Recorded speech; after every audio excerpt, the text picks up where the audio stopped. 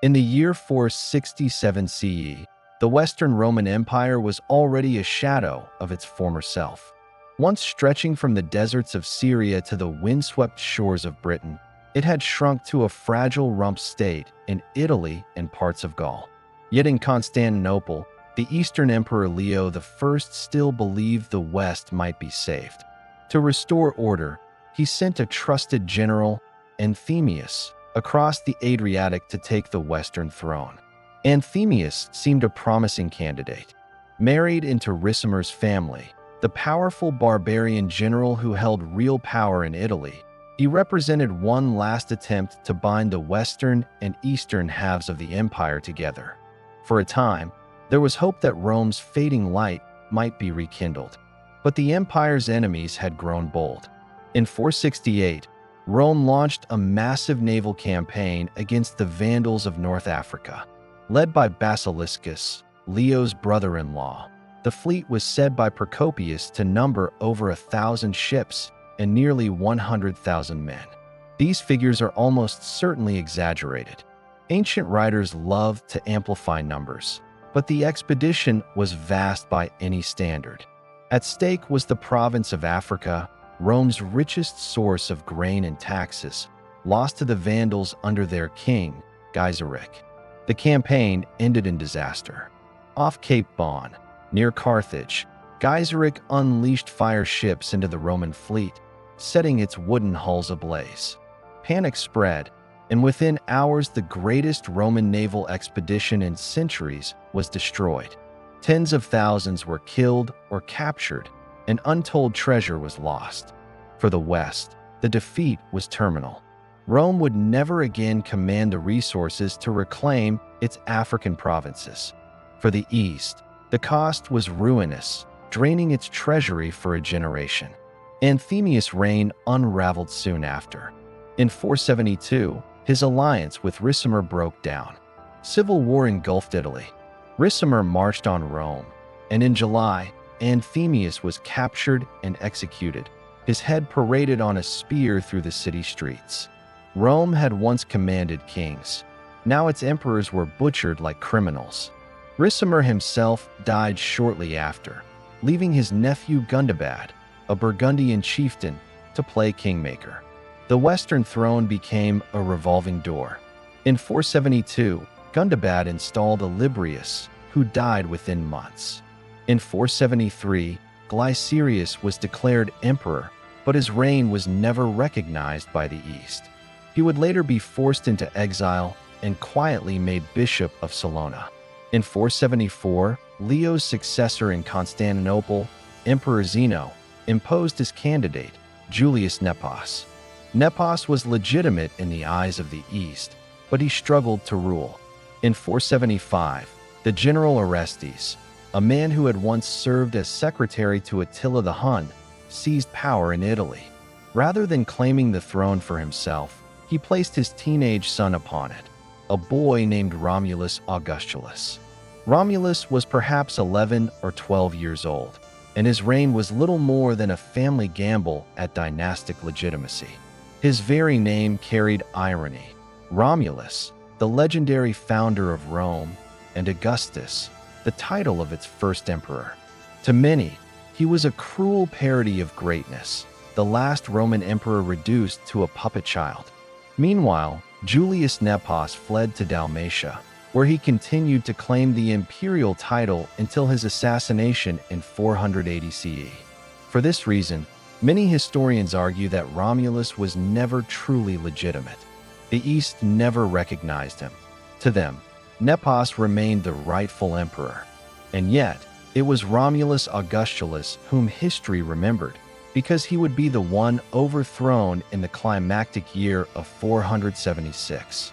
The fatal crisis came when Orestes refused to grant land in Italy to the barbarian troops under his command. These men, drawn from Germanic tribes, had long served Rome as foederati, federated allies who fought in Roman armies in exchange for subsidies and promises. Betrayed, they turned to one of their own leaders, a man named Odoacer, to lead a rebellion. In 476, Odoacer's forces swept through northern Italy.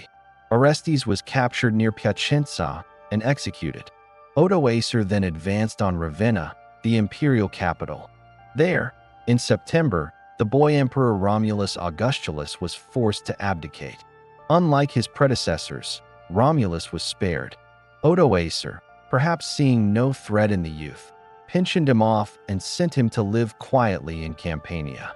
The last Roman emperor disappeared into obscurity. But Odoacer understood symbolism. Rather than proclaim himself a new emperor, he declared himself king of Italy and sent the imperial regalia, the crown, the purple cloak, and the scepter to Constantinople.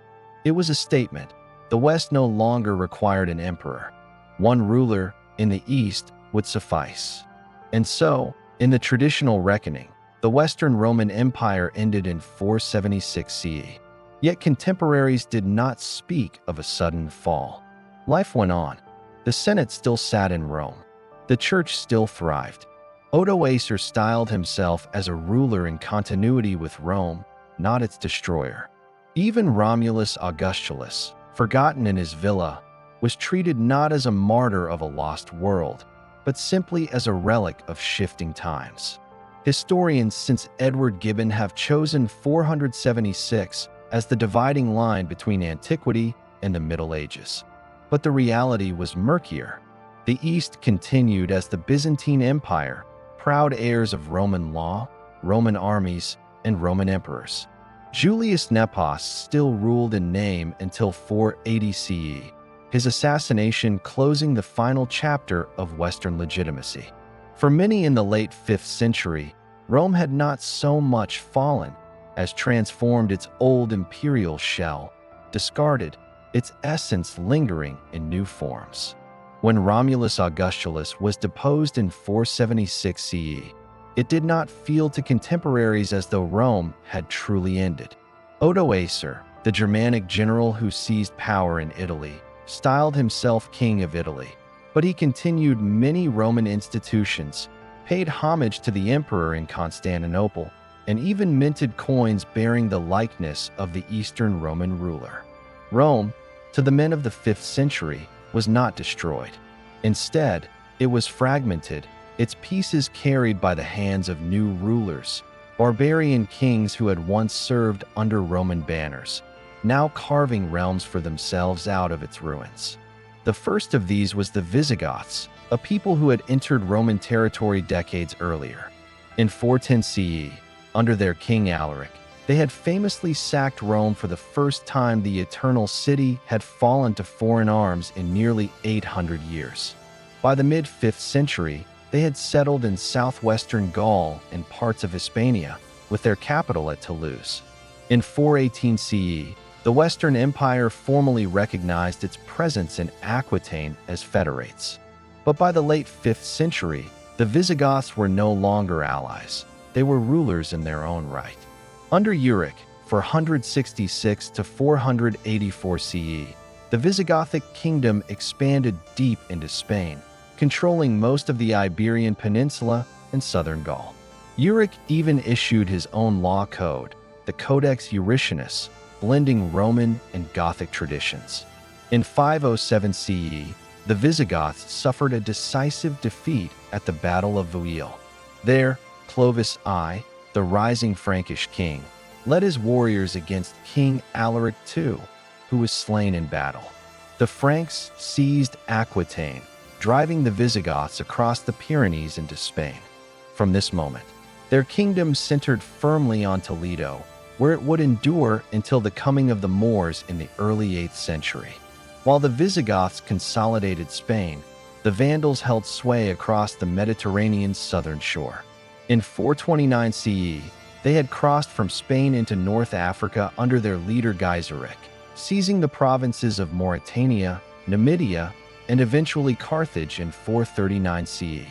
From this base, they launched naval raids that terrorized the Mediterranean, sacking Rome in 455 CE and capturing Sicily, Sardinia, and Corsica. By the time of 476, the Vandal kingdom was well established. Gaiseric reigned until he died in 477 CE. creating one of the most enduring barbarian realms of the age. Though criticized by Roman writers as pirates, the Vandals maintained an organized state, complete with taxation, administration, and a powerful fleet.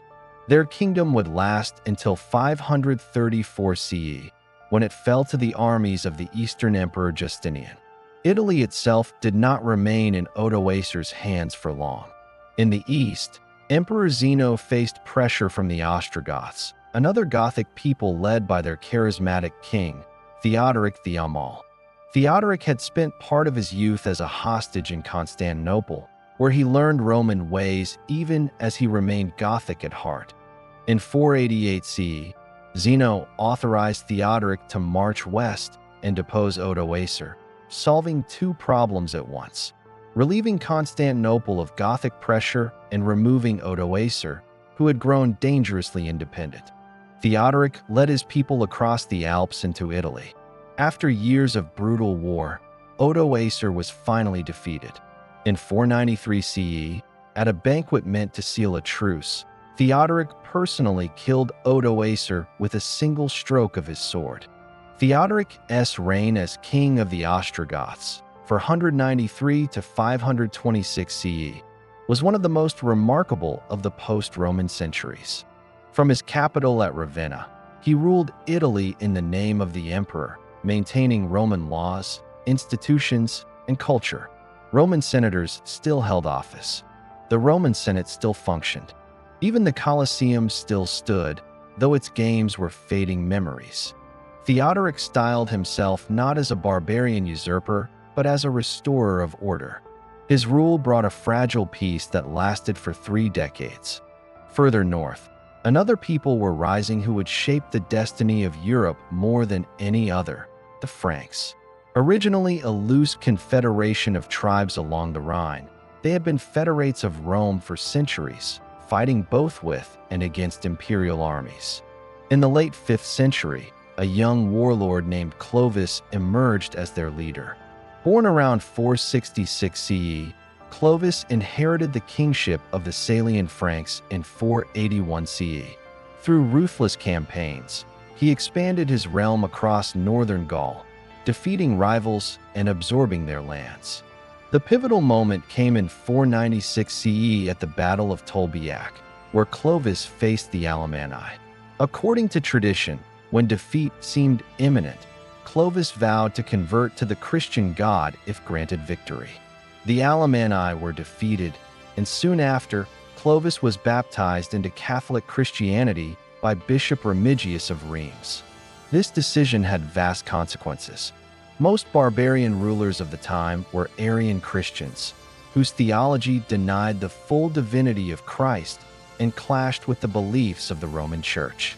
By embracing Catholicism, Clovis aligned himself with the faith of his Gallo-Roman subjects and with the authority of the papacy. His baptism marked the beginning of a special relationship between the Franks and the Church of Rome, one that would culminate centuries later in the crowning of Charlemagne. By the early 6th century, the Western world had been divided into a patchwork of barbarian kingdoms: Visigoths in Spain, Vandals in North Africa, Ostrogoths in Italy, Franks in Gaul, Burgundians in southeastern Gaul, Suebi in northwestern Spain. To Roman eyes, this seemed a catastrophe, an empire shattered into fragments. Yet beneath the surface lay a surprising degree of continuity. The new kings preserved Roman laws, employed Roman administrators, and sought the legitimacy of Roman titles. They minted coins bearing the emperor's image, even when no Western emperor remained. They wore Roman-style regalia, spoke Latin in official documents, and styled themselves as heirs of Rome. For the common people, farmers, artisans, and townsfolk, life often changed little. Taxes were still collected. Roads were still maintained, if poorly. The Catholic Church remained the unifying institution, its bishops wielding enormous influence. And yet, something was shifting. The dream of a universal empire, stretching across the Mediterranean, had died. In its place emerged kingdoms, rooted in tribes and territories, whose rulers claimed legitimacy not only from Rome, but also from their own warrior traditions. The memory of Rome lingered, a standard of civilization every ruler aspired to, but no single king could restore what had been lost. By the middle of the 6th century, the map of Western Europe was almost unrecognizable compared to a century earlier. The Mediterranean was no longer a Roman lake, but a contested sea of Gothic, Vandal, and Frankish ships. Cities that had once thrived under imperial patronage shrank, their marble halls falling silent. Trade diminished, and the great Roman roads crumbled. And yet, this was not simply a decline. It was a transformation. The barbarian kingdoms were not the destroyers of Rome, but its heirs. They carried their laws, their faith, and their cultural memory into the centuries to come. In the ruins of the empire, they planted the seeds of medieval Europe. When the Western Roman Empire collapsed in 476 CE, many across the Mediterranean world believed that Rome's dominion had been broken forever. But in the east, in Constantinople, the city of Constantine, the Roman Empire endured. Its citizens never called themselves Byzantines, as later historians would label them. To them, they were Romaei Romans, heirs to Augustus, Trajan, and Constantine. And in the 6th century, under the reign of Emperor Justinian I, this Eastern Roman Empire embarked on a bold project, the restoration of Rome. Justinian came to power in 527 CE, following the death of his uncle, Emperor Justin I. Born to a peasant family in the Balkans around 482 CE, Justinian had risen through connections and education to become one of the most learned and ambitious rulers in centuries. His reign would be remembered for monumental achievements, dazzling victories, and catastrophic setbacks. His dream was nothing less than to reunite the fractured Roman world, restoring imperial rule across the Mediterranean. From the outset, Justinian projected the image of a universal ruler. His court rituals, his laws, and his buildings emphasized continuity with the emperors of old. But to accomplish his vision, he needed military power, and for this, he turned to his most brilliant general, Flavius Belisarius. Belisarius, a man of Thracian origin, first proved his worth against the Persians. In 530 CE, he won a stunning victory at the Battle of Dara, halting the armies of the Sasanian Empire. Though the war with Persia dragged on, Belisarius' reputation as a commander who could revive Roman fortunes spread quickly. Justinian's first great opportunity to reclaim the West came in North Africa. Since 429 CE, the Vandals, a Germanic people who had crossed into Roman territory decades earlier, had established a powerful kingdom stretching from Carthage to modern-day Libya. Their fleet dominated the Western Mediterranean, and their kings, though once feared, had grown complacent. In 533 CE, Justinian dispatched Belisarius with a fleet of 500 ships and 15,000 men. The campaign that followed was swift and decisive.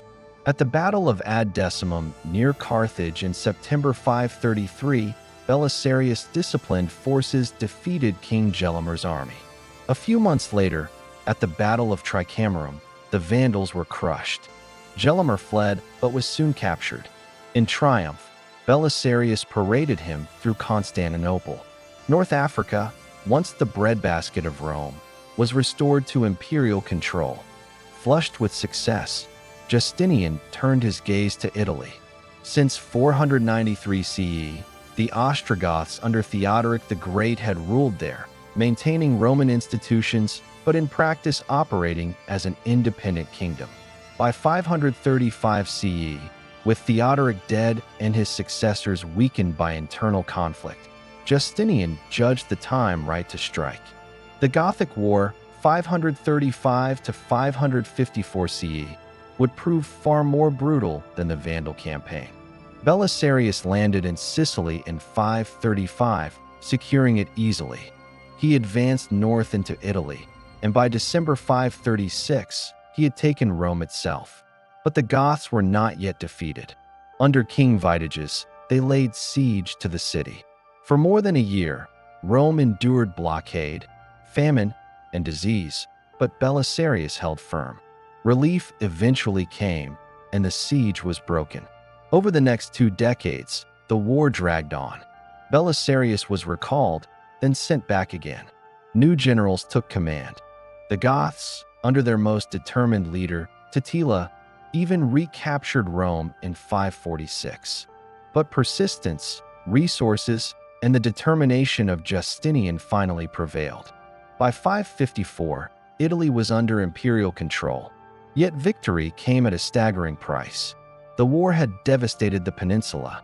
Cities lay in ruins, the countryside depopulated, and famine stalked survivors. Even as wars raged in the west, Justinian sought to fortify the empire's spiritual and intellectual foundations. His most enduring legacy may be the codification of Roman law. Beginning in 528 CE, teams of jurists led by Tribonian compiled and reformed centuries of legal tradition into a single body, the Corpus Juris Civilis, or body of civil law. Completed by 534, this code preserved the principles of Roman law and would go on to influence legal systems across Europe for centuries. In courts from Bologna to Paris, its echoes would be heard well into the modern era. Justinian also left his mark on stone. After the Nika riots of 532 CE, a violent uprising in Constantinople, sparked by rival chariot racing factions that escalated into open rebellion, Justinian nearly lost his throne. Tens of thousands perished in the suppression of the riots, and much of the city lay in ashes. Out of this devastation, Justinian ordered the construction of one of history's greatest architectural masterpieces, the Hagia Sophia. Completed in just 5 years, from 532 to 537, its massive dome seemed to defy gravity, a symbol of divine favor and imperial majesty. For nearly 1,000 years, it stood as the largest cathedral in Christendom. But Justinian's reign was not only marked by glory. In 541 CE, the empire was struck by catastrophe, the plague of Justinian. Carried by fleas on rats, the disease, likely the first pandemic of bubonic plague, swept through the empire. Procopius, the contemporary historian, claimed that at its peak, Constantinople saw 10,000 deaths a day. Modern estimates suggest that perhaps a third to half of the empire's population perished in successive waves. Fields went untilled, armies withered, and the economy faltered. The empire, already stretched thin by war, now faced depopulation and financial ruin. Despite these crises, Justinian pressed on. His reign also saw campaigns in Spain, where in 554 CE, imperial forces established a foothold in the south, reclaiming a small slice of territory from the Visigoths.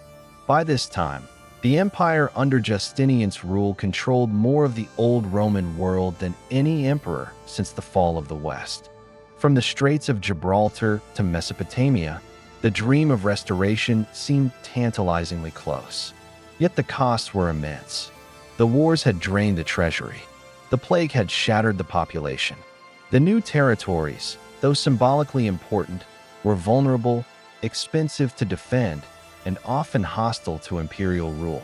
Within a generation of Justinian's death in 565 CE, much of his work unraveled. The Lombards invaded Italy in 568, seizing large parts of the peninsula. In Spain, the Visigoths pressed back. The empire's resources were redirected eastward to defend against resurgent Persians and, later, the rising power of Islam. Still, Justinian's reign remains a pivotal chapter in the story after Rome. He embodied the enduring Roman idea that empire could be restored, that the glory of the past was not gone, but merely waiting to be reclaimed. His code of law preserved Roman legal genius for future generations. His Hagia Sophia stood as a beacon of faith and ambition, and his campaigns, though costly, proved that the idea of Rome remained a powerful force even centuries after its supposed fall. By the time Justinian was laid to rest in 565 CE, the Mediterranean world looked different from when he had begun his rule. North Africa, Italy, and parts of Spain bore the scars of conquest and reconquest. Constantinople stood taller than ever, a city of dazzling beauty and power. Yet beneath the surface, cracks were spreading that would widen in the decades to come, as new forces rose to challenge the empire. Justinian had sought to rebuild Rome. In truth, he had built something else, a fragile bridge between the ancient world and the medieval one. His legacy would endure, not in the restoration of empire, but in the laws, faith, and culture that survived long after his conquests faded. When Justinian I died in 565 CE, the Eastern Roman Empire seemed, on the surface, triumphant. His armies had reclaimed Italy, North Africa, and parts of Spain. His laws had codified centuries of Roman jurisprudence. His Hagia Sophia rose as a symbol of divine and imperial majesty. Yet beneath this glittering facade, the empire was overextended and exhausted. Justinian's successors would inherit an empire beset by crises, political, military, and demographic that would reshape the Mediterranean world. The centuries that followed were marked less by restoration than by fragmentation, decline, and transformation. The first blow came swiftly. Only 3 years after Justinian's death, in 568 CE, the Lombards, a Germanic people who had wandered southward from the Danube, poured into Italy. Unlike the Ostrogoths before them, they did not try to maintain Roman administration. They seized land, carved out duchies, and established a kingdom with its capital at Pavia. Within a few decades, they controlled most of northern and central Italy. The Byzantines, despite their earlier triumphs, clung to only fragments: Ravenna, parts of southern Italy, and the city of Rome itself. The long and devastating Gothic War had weakened the peninsula, leaving it vulnerable to new invaders. Justinian's dream of a restored Roman Italy collapsed almost as soon as it had been achieved. In Spain, too, the empire's gains proved ephemeral. The Byzantine province of Spania, established after 554 CE, never extended far inland. It remained a small coastal enclave, vulnerable to pressure from the powerful Visigothic kingdom. By the early 7th century, the Byzantines had lost most of their Spanish territories, and by 624 CE, the Visigoths had expelled them entirely. Meanwhile, in the east, the empire faced its most enduring rival, the Sasanian Persians. The ancient struggle between Rome and Persia, dating back centuries, entered a new and brutal phase. Under Emperor Maurice, 582 to 602 CE, the Byzantines managed to stabilize the eastern frontier. Maurice even intervened in Persian politics, supporting the rise of Khosrow II in 591 CE. For a time, peace held, and the empire seemed secure. But in 602 CE, Maurice was overthrown in a violent coup led by the centurion Phocas. The new regime was brutal and unpopular. Khosrow II seized the opportunity, declaring war under the pretense of avenging his ally's death. Thus began one of the most devastating conflicts of late antiquity, the Byzantine-Sasanian War of 602 to 628 CE. Persian armies swept into Byzantine territory with alarming speed. In 610 CE, they captured Antioch, one of the great cities of the empire. In 613, they crushed Byzantine forces near Damascus. By 614, Jerusalem itself had fallen. The city's Christian population was slaughtered or enslaved, and the relic of the true cross was carried off to Persia, a catastrophe for Christian Byzantines, who saw it as a symbol of divine abandonment. The tide of war did not stop there. By 619 CE, the Persians had taken Egypt, the empire's breadbasket. With Syria, Palestine, and Egypt under their control, the Sassanids held nearly half of the Byzantine Empire. Constantinople seemed on the verge of collapse. In these dark years, a new figure rose to the throne, Heraclius, who reigned from 610 to 641 CE. At first, his rule seemed doomed. The empire's finances were ruined, its armies defeated, its provinces occupied. But Heraclius proved a resourceful and determined leader. In a series of bold campaigns between 622 and 628 CE, he reorganized the empire's military and struck deep into Persian territory. At the Battle of Nineveh in 627 CE, he won a decisive victory. The Persian king Khosrow II was overthrown by his own nobles, and peace was restored. The relic of the true cross was triumphantly returned to Jerusalem. Yet this hard-won triumph proved hollow. Both empires, Byzantine and Persian alike, were shattered by decades of total war. Armies were depleted, treasuries empty, populations decimated. Just as they staggered toward recovery, a new and unexpected force emerged from the Arabian Peninsula, one that neither empire was prepared to face. But even before the rise of Islam, the 7th century had already seen profound transformations. Across Europe, the structures of Roman life were eroding. Trade networks that had once bound the Mediterranean together shrank dramatically. Archaeological evidence shows that in many regions, imported goods like fine pottery or olive oil became scarce. Coinage, once widespread, declined in circulation. Cities, deprived of commerce and security, contracted or fell into decay. In Gaul, Italy, and Spain, urban life gave way increasingly to rural self-sufficiency. In the Byzantine Empire itself, the plague of Justinian, which had first struck in 541 CE, returned in waves throughout the 6th and 7th centuries.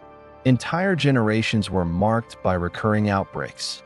The demographic toll weakened agriculture, reduced tax revenues, and left both city and countryside vulnerable.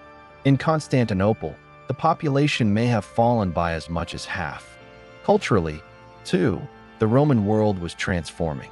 Latin, the language of the empire, gradually faded in the East, replaced by Greek as the primary administrative and cultural tongue. The empire that called itself Roman was increasingly Greek in language and outlook. Yet its laws, institutions, and identity still bore the imprint of Rome. In the West, barbarian kingdoms continued to evolve. The Visigoths in Spain embraced Catholic Christianity in 589 CE under King Recgard I, ending decades of division between Arian rulers and a Catholic majority. This shift aligned them more closely with the Roman Church, though Visigothic Spain remained politically unstable. The Lombards in Italy, though pagan and later Arian at first, gradually converted to Catholicism as well. Over time, they integrated with the Italian population, creating a new cultural synthesis that blended Roman traditions with Germanic customs. Meanwhile, in Gaul, the Frankish kingdom consolidated power. After Clovis' conversion in 496 CE, the Merovingian dynasty ruled as Catholic kings, enjoying the support of the Church. By the 7th century, however, real power was shifting from the kings to the mayors of the palace, powerful nobles who managed royal affairs. This development would pave the way for the rise of the Carolingians in the next century. Amid this fragmentation, one institution gained strength: the papacy. As imperial authority in the West diminished, the bishops of Rome assumed greater roles in local governance and diplomacy. Pope Gregory the Great, r. 590 to 604 CE, stands out as a pivotal figure.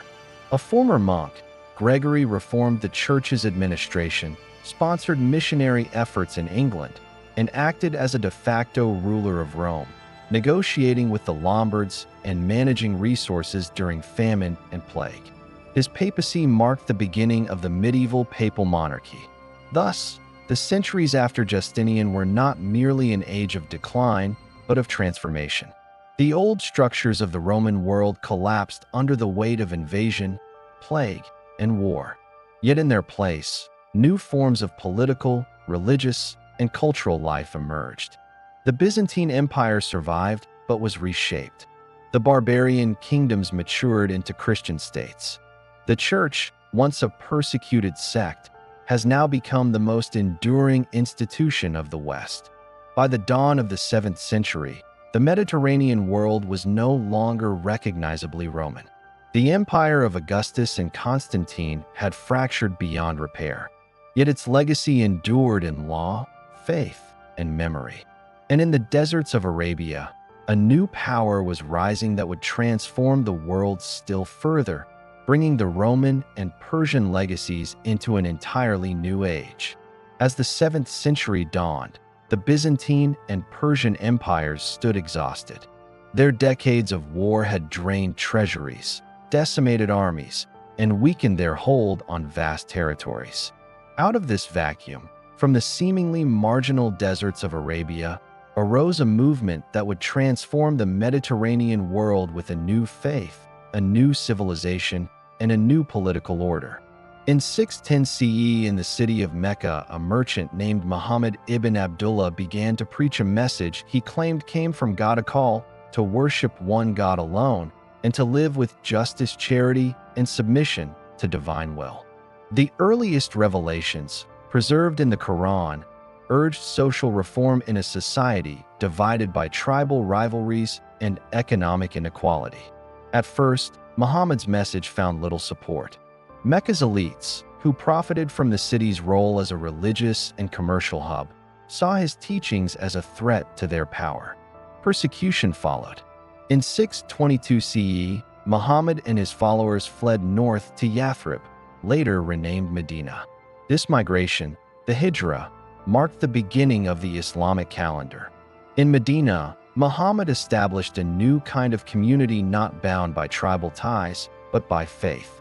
Over the next decade, through diplomacy, alliances, and battle, Muhammad and his followers consolidated power across Arabia. By the time of his death in 632 CE, much of the peninsula recognized his authority. The unity of Arabia under Islam was unprecedented. What followed would shock the wider world. Muhammad's successors, known as the caliphs, literally successors, led the Rashidun Caliphate, 632 to 661 CE. The first was Abu Bakr, Muhammad's close companion. He faced immediate challenges. Several Arabian tribes sought independence after Muhammad's death, refusing to pay taxes or recognize Medina's authority. These revolts, known as the Ridda Wars, 632 to 633 CE, were brutally suppressed. Abu Bakr restored unity and turned attention outward. The timing could not have been more favorable. The Byzantines and Persians, drained by their war of 602 to 628 CE, were unable to mount effective resistance. In 636 CE, Muslim forces met the Byzantines at the Battle of Yarmouk, near the Golan Heights. Despite being outnumbered, the Muslim army secured a decisive victory. Within a few years, Syria and Palestine fell under Muslim control. Meanwhile, against Persia, Muslim forces triumphed at the Battle of Al-Qadisiyah, 636 CE, leading to the capture of Ctesiphon, the Persian capital, in 637 CE. In 651 CE, the last Sasanian king, Yazdijerd III, was killed, and the Sasanian Empire ceased to exist. A dynasty that had rivaled Rome for centuries vanished, absorbed into the expanding Islamic world. The Byzantine Empire, though battered, survived, but it suffered catastrophic territorial losses. In 640 CE, Egypt fell after the siege of Babylon, near modern Cairo. The conquest deprived Byzantium of its most vital grain supply. By 698 CE, Muslim armies had captured Carthage, ending Byzantine rule in North Africa. The Mediterranean, once called a Roman lake, was now contested by a new naval power. The early caliphs ruled from Medina, then from Kufa in Iraq. But in 661 CE, political strife tore the Muslim community apart. The fourth caliph, Ali ibn Abi Talib, Muhammad's cousin and son-in-law, was assassinated. His death marked the end of the Rashidun era. In its place arose the Umayyad Caliphate, 661 to 750 CE, with its capital in Damascus. Under the Umayyads, the Islamic world expanded at astonishing speed. By 670 CE, Muslim forces had reached the Maghreb, founding the city of Kairouan in modern Tunisia. In 711 CE, an army under Tariq ibn Ziyad crossed the Strait of Gibraltar and defeated the Visigothic king Roderick at the Battle of Guadalete. Within a few years, most of Iberia was under Muslim rule, known as Al-Andalus. At the same time, expansion pushed eastward into Central Asia and the Indus Valley. By 750 CE, the Caliphate stretched from the Atlantic Ocean to the borders of India, the largest empire the world had yet seen in terms of rapid expansion. For the Byzantines, survival was precarious. Twice, they faced sieges of their capital. In 674 to 678 CE, and again in 717 to 718 CE, Muslim armies and fleets attempted to capture Constantinople. The city's mighty walls, combined with the Byzantine use of the incendiary weapon Greek fire, repelled the assaults. The second siege, broken in 718 CE under Emperor Leo III, marked a turning point. Byzantium, though diminished, would endure as a bulwark of Christianity for centuries to come. But while Islam spread by conquest, it also flourished through culture, governance, and faith. The Arabic language became the medium of administration and scholarship. The caliphs minted new coinage, built mosques, and established systems of taxation that integrated conquered peoples. Non-Muslims, Christians, Jews, and others were generally allowed to keep their faiths as dhimmis, or protected communities, though they paid a special tax called the jizya. Cities like Damascus, Cairo, and Cordoba would become centers of trade, learning, and architecture. The Dome of the Rock, completed in Jerusalem in 691 CE, symbolized the spiritual confidence of the new faith, rising on the same plateau where the Jewish temple had once stood. The spread of Islam reshaped the Mediterranean balance of power. Where Rome had once united the region politically, Islam now united vast territories religiously and linguistically. Trade routes that had faltered in the post-Roman West revived under Muslim rule, connecting the Mediterranean to the Indian Ocean and beyond. Knowledge, too, was preserved and transmitted. The works of Greek philosophers, scientists, and physicians, neglected in parts of Europe, found new life in Arabic translations, ensuring their survival for later generations. By the mid-8th century, however, the Umayyads faced growing opposition. Many criticized their rule as too dynastic, straying from the egalitarian spirit of early Islam. In 750 CE, a revolution toppled the Umayyads, ushering in the Abbasid Caliphate, with its capital in Baghdad. Under the Abbasids, Islamic civilization would enter a golden age. For Europe, the rise of Islam was both a challenge and an opportunity. The loss of territory and resources deepened the fragmentation of the post-Roman world. Yet contact with the Islamic world through trade, warfare, and cultural exchange ensured that Europe would remain tied to the wider Mediterranean. Thus, in little more than a century, the world once dominated by Rome had been transformed. Where once emperors ruled from Rome or Constantinople, now caliphs governed from Damascus. The Mediterranean was no longer a Roman lake, nor a purely Christian space, but a shared world of competing powers and faiths. The rise of Islam was not the end of Rome's legacy. Indeed, many Roman institutions and ideas survived within the caliphate, but it was the beginning of a new civilization whose influence would shape the next 1,000 years. By the early 7th century, Western Europe was a fractured landscape. The Western Roman Empire had vanished as a political entity, leaving behind a patchwork of kingdoms: the Visigoths in Spain, the Lombards in Italy, the Anglo-Saxons in England, and the Franks in Gaul. Amid these shifting powers, it was the Franks who slowly emerged as the most enduring and decisive force in shaping medieval Europe.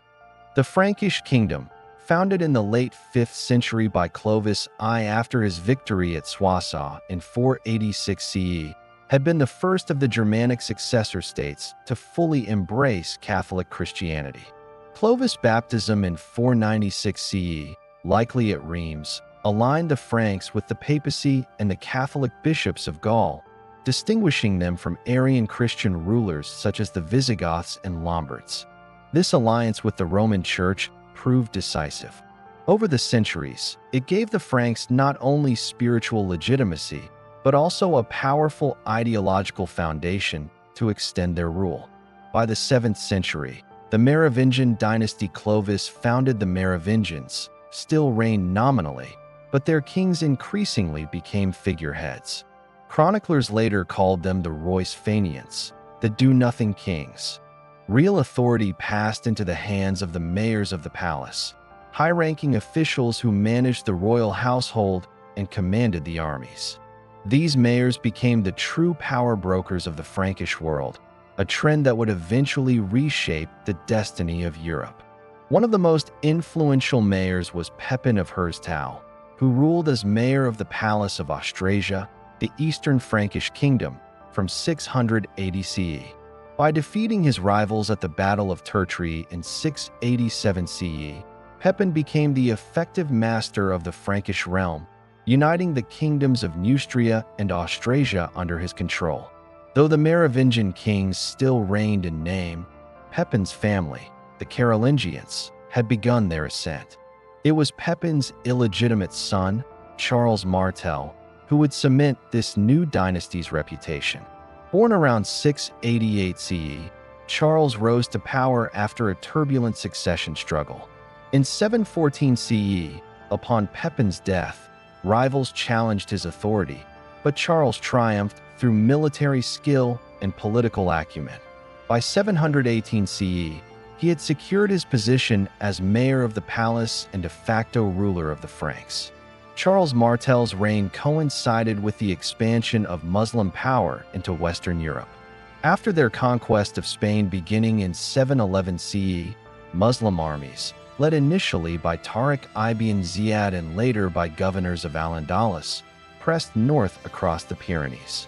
By the 720s, they had established a foothold in Septimania, the old Visigothic lands in southern Gaul, and raided deep into Frankish territory. In 721 CE, Duke Odo of Aquitaine inflicted a rare defeat on the Muslims at the Battle of Toulouse, temporarily halting their advance. But the threat persisted. In 732 CE, a large Muslim raiding force, led by the governor of Al-Andalus, Abd al-Rahman al-Ghafiqi, marched northward into Aquitaine. They defeated Duke Odo near Bordeaux, sacking the city and devastating the region. Desperate, Odo turned to his rival Charles Martel for aid. Though Odo and Charles had often clashed, necessity allied. The two forces met in the autumn of 732 near the town of Tours, though the exact location remains debated. Over several days, the Franks and their allies formed a defensive shield wall against the Muslim cavalry. According to later chronicles, Charles himself stood firm at the center of the line. When Abd al-Rahman was killed in the fighting, Muslim discipline collapsed, and their forces retreated southward. The Battle of Tours, 732 CE, also known as the Battle of Poitiers, quickly became one of the most mythologized clashes of the Middle Ages. Later writers, particularly in Christian Europe, portrayed it as a decisive defense of Christendom against Islam. In reality, Muslim raids into Gaul continued after 732, and their presence in Septimania persisted for decades. Yet the battle marked a turning point. Charles Martel demonstrated that the Franks could not only defend their lands, but also rally broader Christian support against external threats. The victory at Tours enhanced Charles's prestige immensely. He consolidated his hold over Gaul, subduing Aquitaine and Bavaria, and extending Frankish influence into Alemannia and beyond. By the time of his death in 741 CE, Charles Martel had laid the foundations for a new kind of Frankish empire, one tied not only to military might, but also to the defense of Christianity itself. Religion and politics became deeply intertwined during this era. The papacy, increasingly threatened by the Lombards in Italy and unable to rely on distant Byzantine protection, began to look northward for allies. Charles Martel, though never formally king, recognized the value of this relationship. He supported missionary activity, most famously sponsoring the Anglo-Saxon monk Boniface, who carried out conversions and church reforms in Germania during the 720s and 730s. This alignment between the Franks and the papacy would prove decisive for the shape of medieval Europe. After Charles's death, his sons Carloman and Pepin the Short inherited power. Carloman soon retired to monastic life, leaving Pepin as the dominant figure. By 751 CE, Pepin took a bold step. With papal approval, he deposed the last Merovingian king, Childeric III, and was anointed king himself. This act, performed by the authority of Pope Zachary and formalized by the blessing of Pope Stephen II, marked the birth of the Carolingian dynasty. Pepin's anointing as king was revolutionary. It sanctified his rule with spiritual legitimacy, something no Germanic ruler had enjoyed before in such a formal sense. This union of Frankish military power and papal authority created a precedent. The idea that kingship derived not only from lineage or conquest, but also from divine sanction through the church. In return for papal support, Pepin intervened in Italy against the Lombards. In 754 and 756 CE, he campaigned successfully to protect Rome and granted the Pope lands in central Italy. This donation of Pepin laid the foundation for the Papal States, which would endure as a temporal power for over a millennium. By the late 8th century, the stage was set for Pepin's son, Charlemagne, to expand Frankish power to unprecedented heights. But the groundwork had been laid in the 7th and 8th centuries, when the Franks rose from a fragmented successor kingdom to become the defenders of Christendom, protectors of the papacy, and heirs to the legacy of Rome. The story of Charles Martel and the Battle of Tours has often been retold as a simple clash between Christianity and Islam, but the reality was far more complex. Muslim incursions into Gaul were as much about raiding and politics as about faith. Frankish consolidation was as much about internal power struggles as about defending Europe. Yet the narratives that emerged from these events of a Christian people standing firm against invasion, of a papacy forging alliances with northern kings, proved enduring. They shaped not only medieval chronicles, but also later European identity. By the year 800 CE, when Charlemagne was crowned emperor of the Romans, the Franks had transformed themselves from tribal warriors into the backbone of a new European order. But the seeds of that transformation were sown in these earlier centuries, in the struggles against internal rivals and external threats, and in the forging of alliances that bound crown and church together. The defense of Europe in the 7th and 8th centuries was not the work of a single battle, nor even of a single dynasty. It was the outcome of centuries of adaptation of barbarian warlords becoming Christian kings, of bishops becoming diplomats and rulers, of new powers rising from the ruins of empire. In that crucible, the Franks emerged as the dominant force, heirs not only to Rome, but to the hopes of a fragmented continent. When Pepin the Short died in 768 CE, he left behind not merely the title of king, but a new foundation for Frankish authority, an anointed monarchy blessed by the papacy and bolstered by the Carolingian family's proven record of military and political strength. His death marked the beginning of a new chapter for his sons, Charles and Carloman, inherited a divided realm. What followed would determine the destiny not only of the Franks, but of all Europe.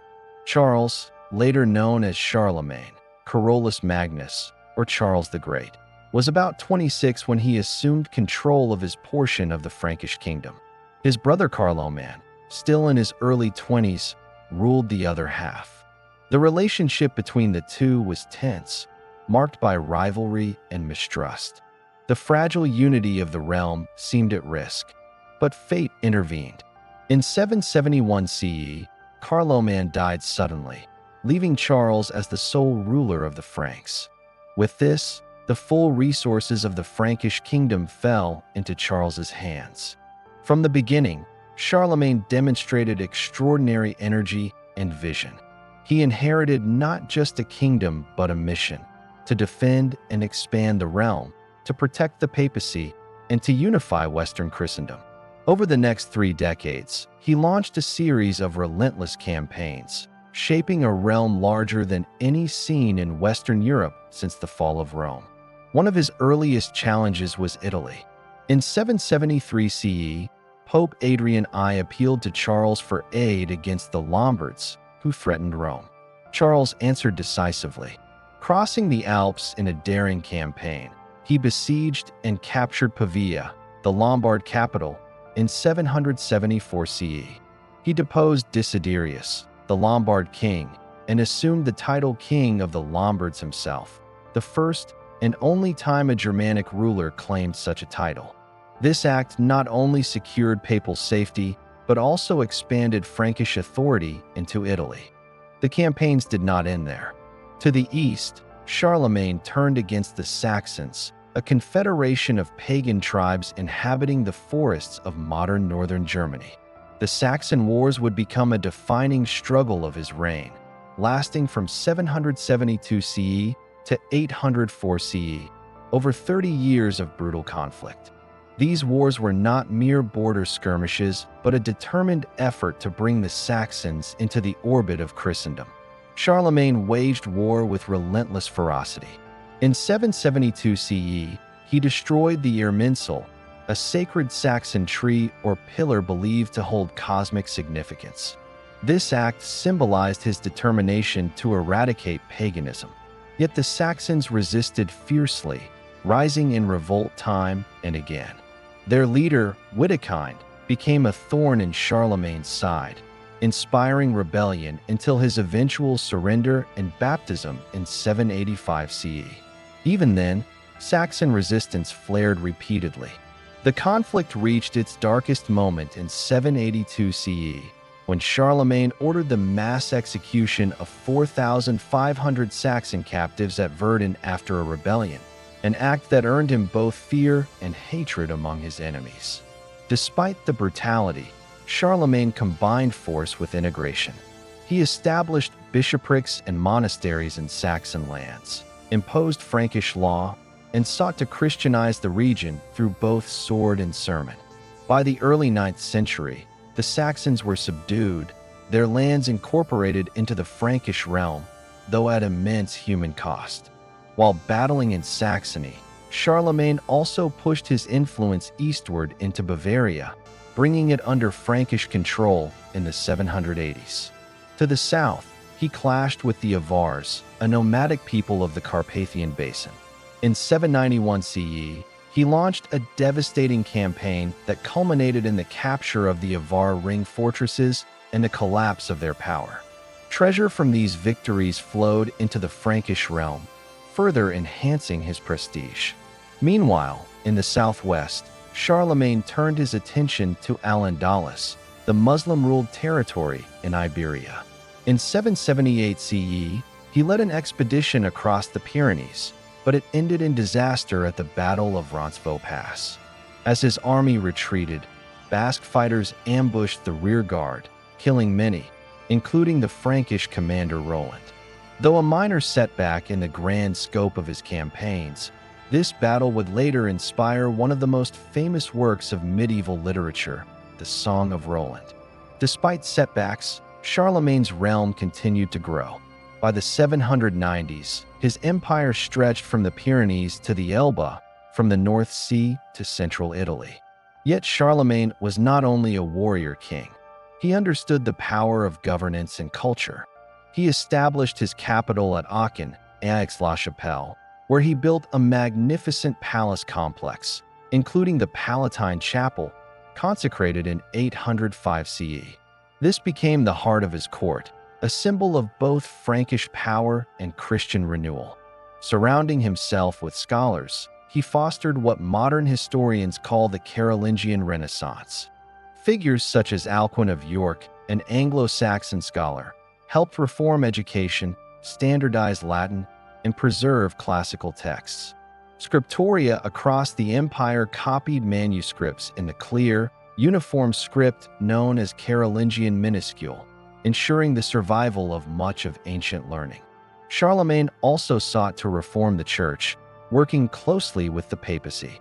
He standardized liturgy, strengthened ecclesiastical discipline, and promoted the spread of Christianity throughout his empire. This partnership between throne and altar became one of the defining features of his reign. By the year 800 CE, Charlemagne's stature had reached unparalleled heights. He was not merely king of the Franks and Lombards, but the most powerful ruler in Western Christendom. His campaigns had secured borders, subdued enemies, and expanded Christendom's reach. His court had become a beacon of learning and administration. On Christmas Day, 800 CE, in the Basilica of St. Peter's in Rome, an event occurred that symbolized the culmination of his achievements. As Charlemagne knelt in prayer, Pope Leo III placed a crown upon his head and proclaimed him Emperor of the Romans. The crowd hailed him as Imperator Romanorum, reviving a title that had vanished in the West for more than 3 centuries. The coronation was a moment of profound significance.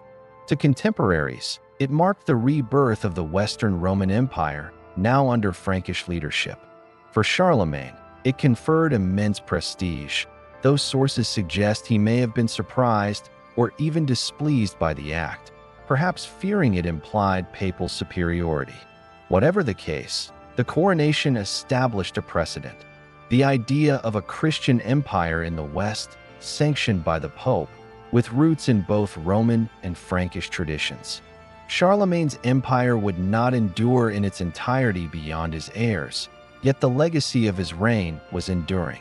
He had forged a political entity that brought much of Western and Central Europe under a single rule, something not seen since the days of Rome. He had bound the fate of kingship to the church, creating a partnership that would define medieval Christendom. He had fostered a revival of learning that preserved classical knowledge and laid the foundations for European intellectual life.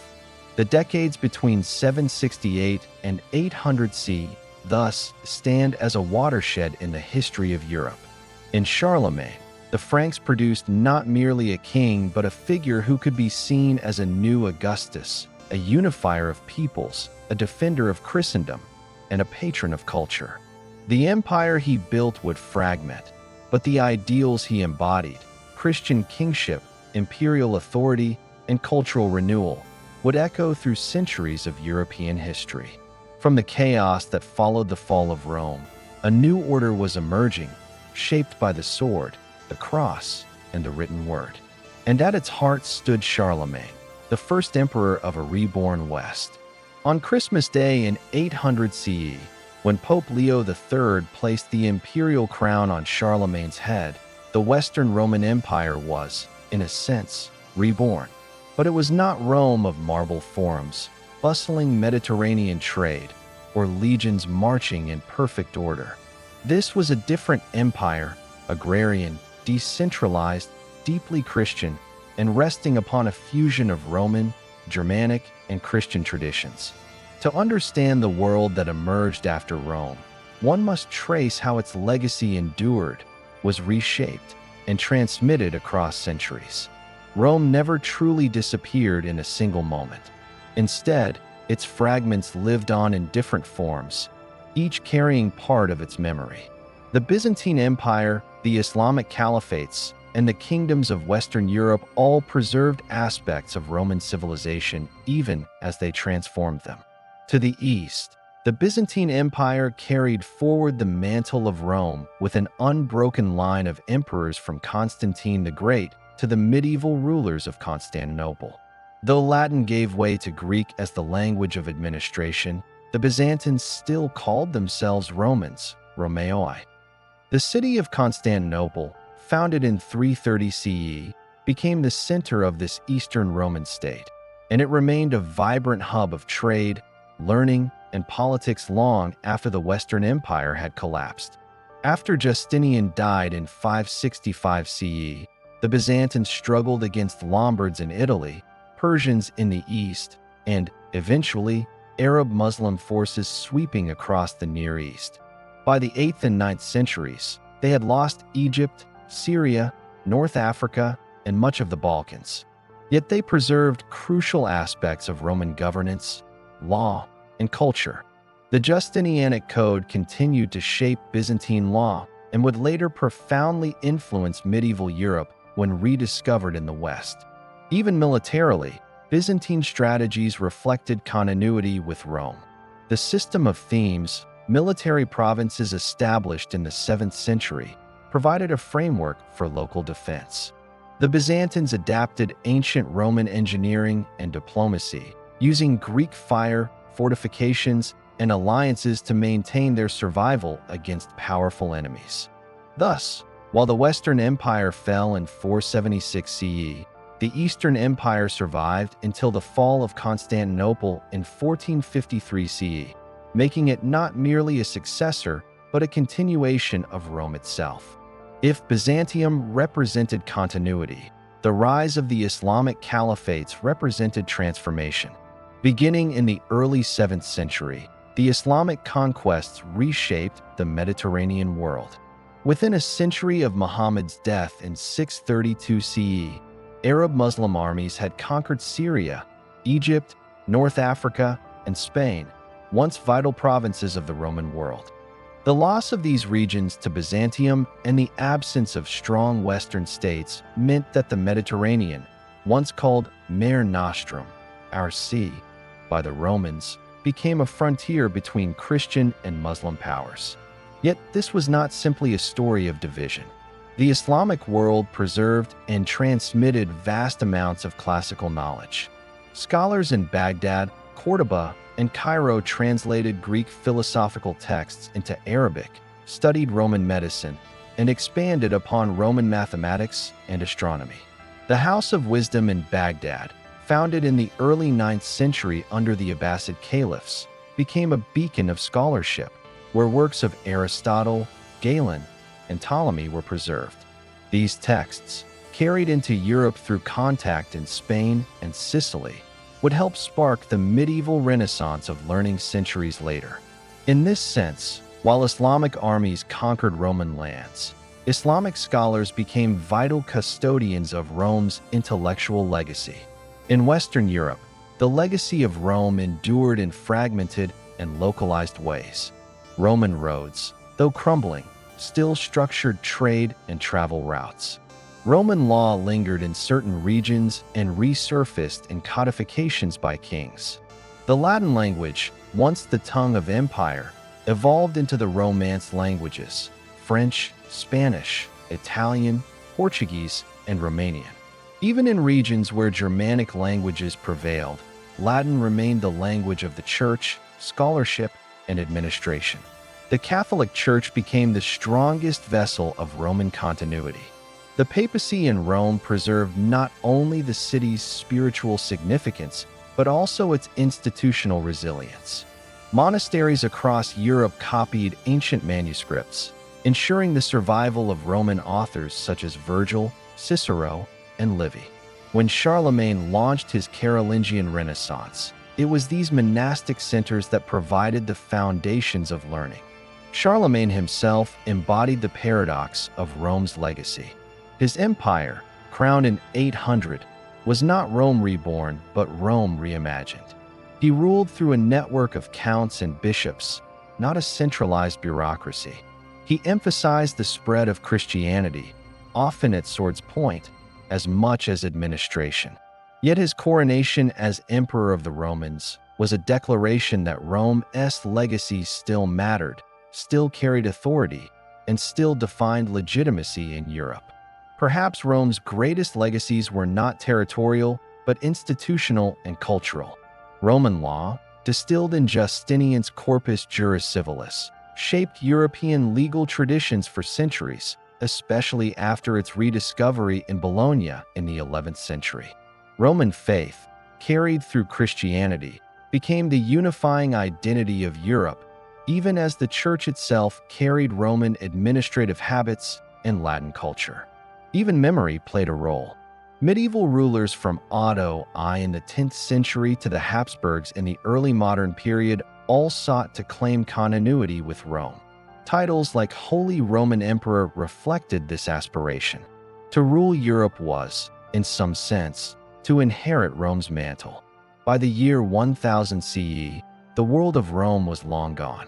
Cities had shrunk, long-distance trade had diminished, and the grandeur of marble forums lay in ruins. But the essence of Rome lingered everywhere, in the language of the church, in the laws of kings, in the dreams of emperors, and in the stones of roads that still stretched across the land. Rome's fall, then, was not an end but a transformation. Out of its ruins, new civilizations rose: Byzantium, Islam, and in Christendom, each carrying forward elements of Rome, reshaping them into something new. The medieval world was not a world without Rome. It was a world after Rome, built upon its memory, its ruins, and its legacy. Rome may have fallen, but it never truly died. Its empire became Byzantium. Its faith became Christendom. Its learning was preserved by Islam, and its memory inspired kings and emperors for centuries to come. The story of after Rome is not the story of collapse, but of endurance, transformation, and rebirth. For though the empire of the Caesars was lost, the idea of Rome lived on, and in many ways, it still lives on today.